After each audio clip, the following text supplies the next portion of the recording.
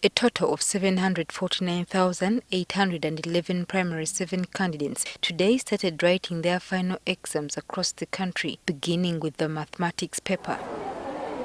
However, for many of these candidates, the early morning rains almost derailed their preparations.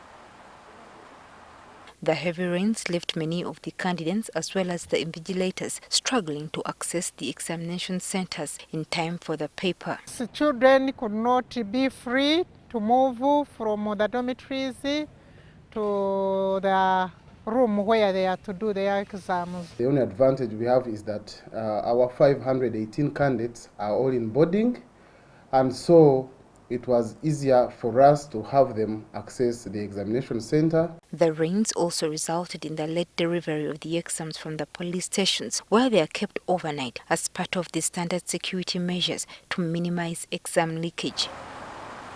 But in the midst of these challenges, the standard operating procedures meant to minimize the spread of COVID-19 were fully implemented. We've been arranging 30 in a room. By this time around, we've reduced the number to 27, 28. Our children have masks.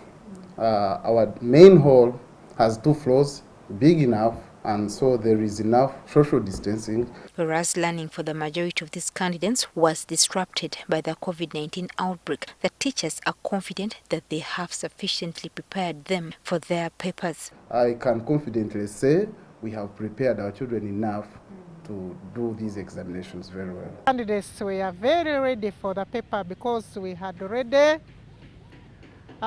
prepared them and strengthened them. Today, the candidates have written their mathematics and social studies paper. It was fair. Do you think you're going to pass it?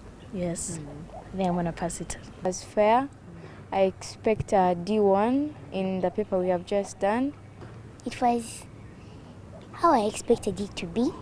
Tomorrow, they resume with integrated science in the morning and conclude with English in the afternoon. Joyce Nakato, NTV Tonight.